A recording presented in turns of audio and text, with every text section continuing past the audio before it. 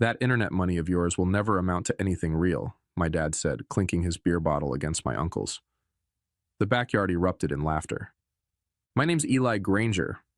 I'm 27, and for the past 6 years, I've been building blockchain solutions from my cramped one-bedroom apartment in Tulsa. Not that my family understood, or tried to. Every reunion was the same script. Polite questions about when I'd get a real job, followed by crypto jokes that stopped being funny years ago. I smiled and nodded, the way I always did. Let them laugh. The notification I'd received yesterday was still burning a hole in my pocket. The European firm's final acquisition offer. $27.5 million for my optimization. Protocol. 6 years of 18-hour days, ramen dinners, and learning from every failure had led to this moment. You know, son, my dad continued, lowering his voice so only I could hear, Derek says they're always hiring at the dealership. Good benefits, too. I took another sip of my beer and watched my brother-in-law Derek across the yard, showing off his new watch, commission from selling luxury cars. He caught my eye and gave me that same sympathetic look he always did. While I was driving home that night, my phone buzzed. A text from my sister Jessica. Don't mind Dad. He just worries about you. I tossed the phone onto the passenger seat without responding. What they didn't know wouldn't hurt them. Not yet, anyway. When I got home, I checked my laptop one more time. The wire transfer was pending. By Monday morning, I'd have more money than everyone at that barbecue combined. I closed the laptop and stared out the window. For the first time in years, I felt something close to peace. I taught myself to code when I was 14, hunched over a second-hand laptop my mom bought at a garage sale. I'd stay up until 3 in the morning, learning everything I could. My parents thought it was just a phase, like my brief obsession with astronomy or skateboarding. He'll grow out of it, they'd say when relatives asked what I was doing locked in my room all day. But I didn't grow out of it. I graduated high school, got a partial scholarship to state college, and majored in computer science. Everyone expected me to follow the usual path. Internship, entry-level coding job, slow, climb up the corporate ladder. Instead, I dropped out in my junior year when I saw the potential in blockchain technology. My dad didn't speak to me for 3 months. My mom cried.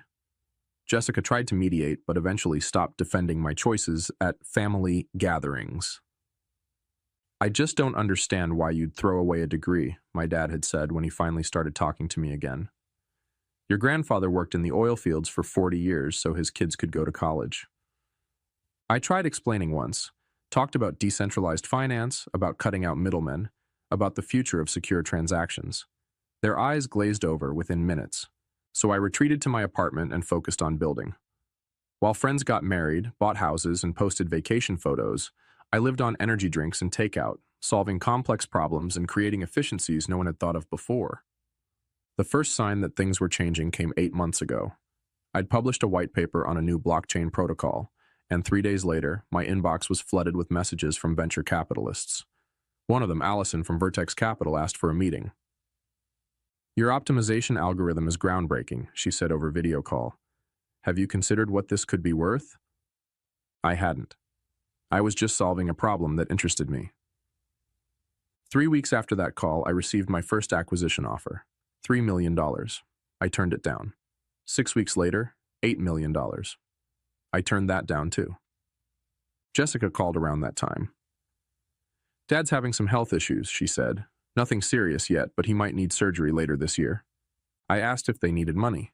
She hesitated before saying they'd figure it out.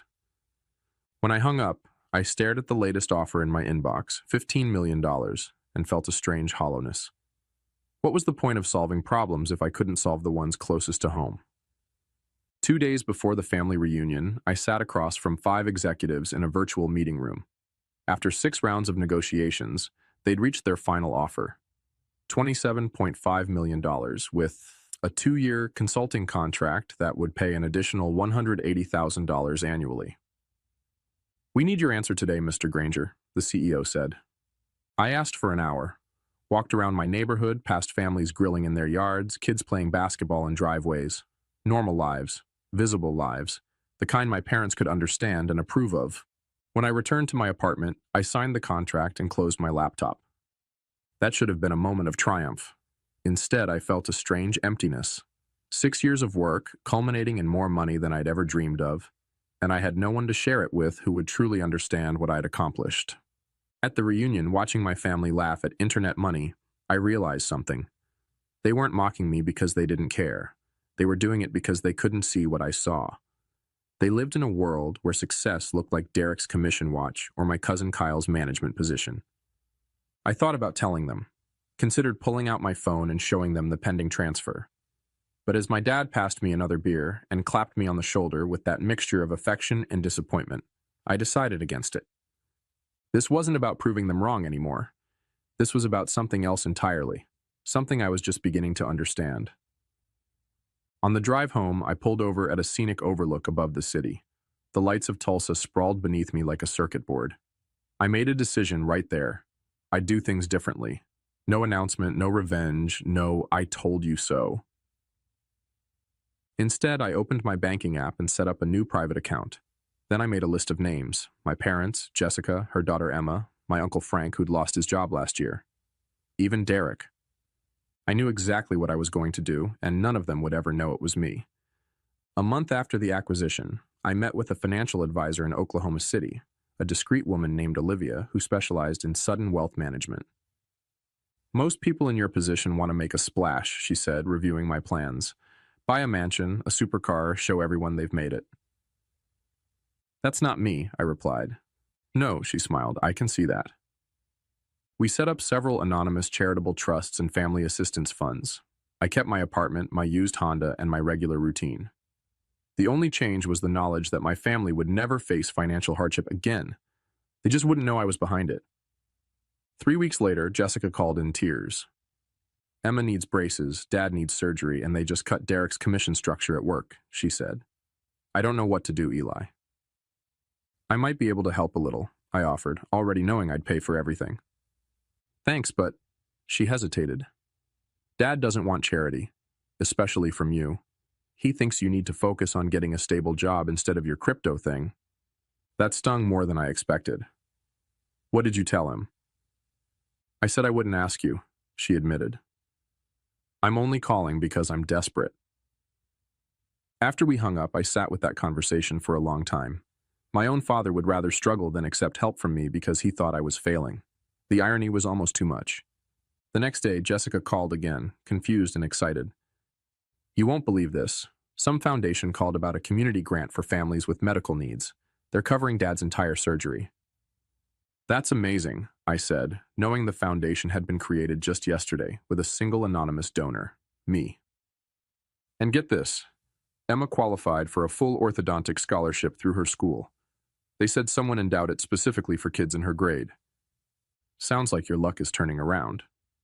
Jessica paused. "It's weird, right? All this happening at once?"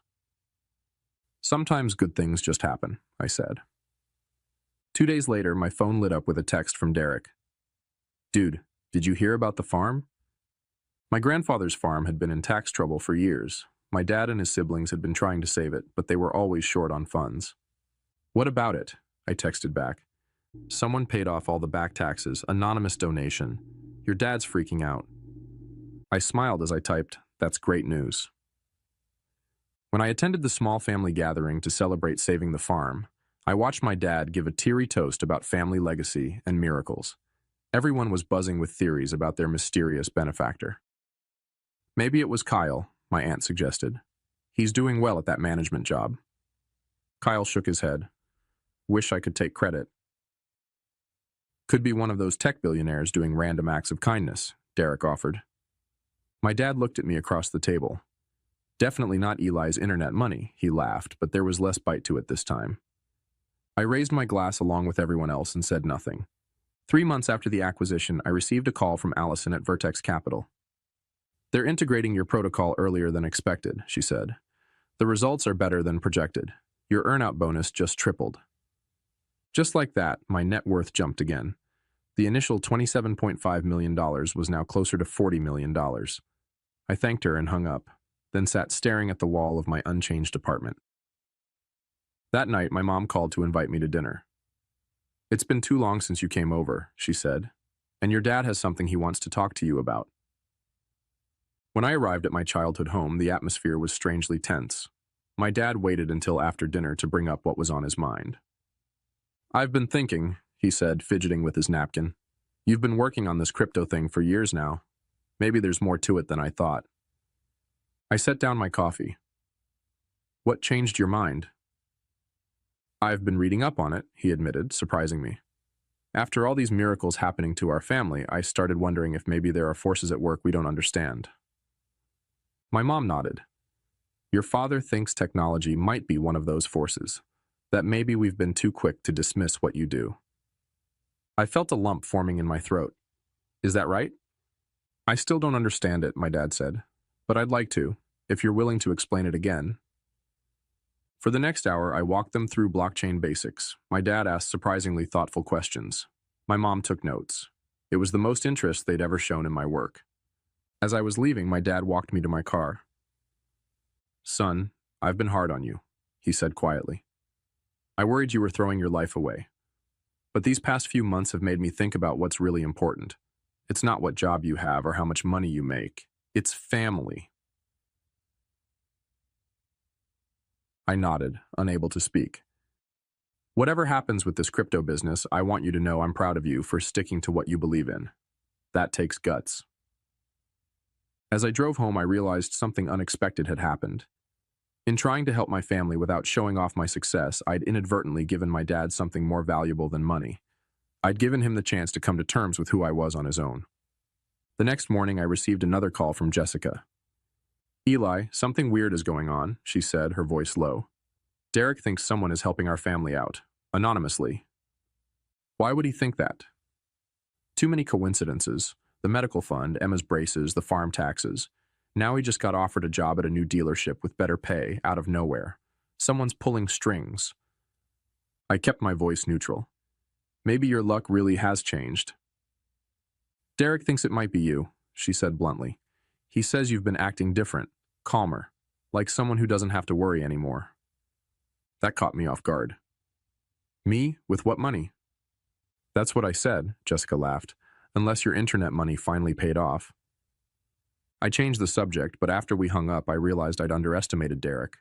He might sell cars for a living, but he knew how to read people. For the first time, I wondered if staying anonymous was the right approach after all. 5 months after signing the acquisition deal, I met with Olivia again to assess my financial strategy.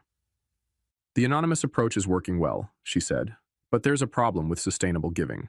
Your family is starting to notice the pattern. I nodded. My brother-in-law is suspicious. You have options, Olivia explained. Continue anonymously with more space between gifts, create a formal family trust with stipulations about privacy, or simply tell them the truth. I didn't answer immediately. Each path had merits. What's holding you back from telling them? She asked gently. I'm not sure, I admitted. At first, I didn't want to rub it in their faces. Now, I think I'm afraid it might change everything. Money often does, she agreed. After careful consideration, I decided on a middle path. I would create a family trust, but reveal my role gradually, starting with the one person I trusted most to handle the information responsibly. The next day, I invited Jessica to meet me at a coffee shop downtown. You're scaring me, she said when she arrived. You never ask to meet like this. I slid a folder across the table. I need you to look at this. She opened it and frowned at the legal documents inside. What am I looking at? It's a trust fund for Emma's education, fully funded. Jessica's eyes widened as she flipped through the pages. This is millions of dollars. Eli, what did you do? Sell drugs? No, I laughed. Remember my blockchain project? The one everyone joked about? Understanding dawned on her face. You sold it. I nodded. 5 months ago, for $27.5 million. Jessica's coffee cup froze halfway to her mouth. Say that again. I explained everything. The acquisition, the consulting contract, the anonymous gifts. By the time I finished, Jessica was shaking her head in disbelief. So all this time, while Dad was offering to get you a real job, I was trying to figure out how to help everyone without making it about me, I said. You're unbelievable, she said, but she was smiling. Why tell me now? I need your help. I'm setting up a larger family trust, but I don't want to announce it like some grand gesture. I'd rather everyone understand what the money is for and where it came from before they know how much there is. Jessica reached across the table and squeezed my hand. You always were the quiet, complicated one. Over the next few weeks, Jessica helped me lay the groundwork. She casually mentioned articles about blockchain success stories to our parents. She asked Derek to explain cryptocurrency at dinner one night, giving me an opportunity to add insights that made my dad look at me differently. We arranged a family financial planning session under the pretense of discussing the farm's future. I brought in an advisor, not Olivia, but someone who could speak generally about trusts and estate planning. The pieces were falling into place. My family was slowly beginning to see cryptocurrency as legitimate, and me as someone who might actually know what he was talking about. The final phase of my plan came together when Jessica mentioned that Emma's middle school was hosting a career day. Would you come speak about being a developer? She asked, giving me a meaningful look. It was the perfect opportunity. Career day at Emma's school fell exactly 6 months after I'd signed the acquisition deal. Jessica had arranged for my parents to attend to support Emma. Derek came too, curious about what I might say. I stood before a classroom of 12-year-olds and their parents and began simply. 6 years ago, I dropped out of college to work on something nobody in my family understood. They thought I was making a mistake. I glanced at my parents. They worried about me. The students looked bored, but the adults were listening. I was developing a blockchain protocol, a way to make cryptocurrency transactions faster and more secure. Most days, I wasn't sure if it would work. I ate a lot of ramen. I missed family events to debug code. People made jokes about my internet money. A few kids snickered. I smiled. 6 months ago, I sold my company for $27.5 million. The room went completely silent. I saw my dad's jaw drop. My mom's hand flew to her mouth. Derek's eyes widened in shock. But that's not the important part of the story, I continued. The important part is that success doesn't always look the way people expect. Sometimes the person in the old Honda and the same clothes they have worn for years is building something revolutionary. I finished my presentation by announcing a technology grant for the school, funded by me, to ensure every student had access to a computer and coding classes if they wanted them. When I stepped down from the podium, Emma ran up and hugged me. That was awesome, Uncle Eli. My parents approached slowly, as if in a daze. $27.5 million, my dad said quietly.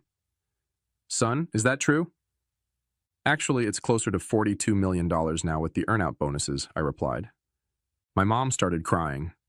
My dad looked like he might too. The farm taxes, he said. Emma's braces. My surgery. I nodded. That was all you? I wanted to help, I said simply, without making a big deal about it. Derek stepped forward and extended his hand. I knew something was up. Didn't guess it was this. He shook his head, laughing. Man, I've been offering you car dealership jobs. They were good offers, I said, shaking his hand. Just not my path. 2 weeks after career day, I helped my parents move into their new house, a modest but comfortable place closer to Jessica and Emma, with no stairs to challenge my dad's knee after his surgery. I'd bought it through the family trust, with their full knowledge this time. Still don't understand exactly what you invented, my dad said as we unpacked boxes in his new garage. But I'm trying to learn. That's all I ever wanted, I told him. He paused, a box of old fishing gear in his hands. I'm sorry I didn't see what you were building. You couldn't have known. No, he agreed, but I could have trusted you more. Later that evening, the whole family gathered for dinner on the back patio. Derek was talking excitedly about the coding classes he'd signed up for. Never too late to learn new skills, he said. Jessica had quit her stressful accounting job to start her own practice with seed funding from me. She was already helping other families navigate financial challenges. Emma was showing my mom how to buy her first Bitcoin on a smartphone app. As I watched them, I realized something had shifted fundamentally. The money had changed our circumstances, yes, but what had really transformed was something deeper, a newfound respect, not just for what I'd accomplished, but for different paths to success. I slipped away from the table for a moment and walked to the edge of the yard. The sun was setting over Tulsa, painting the sky in oranges and purples. My phone buzzed with an email from Allison. Another company wanted to discuss my consulting services at triple my current rate. I put the phone back in my pocket without replying. It could wait until tomorrow. Everything okay? My dad had followed me out. Just enjoying the moment, I said. He nodded, understanding in his eyes that hadn't been there before. Your grandfather would have been proud, you know, not of the money, of the perseverance. I learned that from you, I told him honestly. He put his arm around my shoulders, a gesture that would have felt awkward months ago but now seemed natural. Come on back to the table, he said. Your mom wants to know if she should buy Ethereum next. I laughed and followed him back to the family I'd always had, but who could finally see me.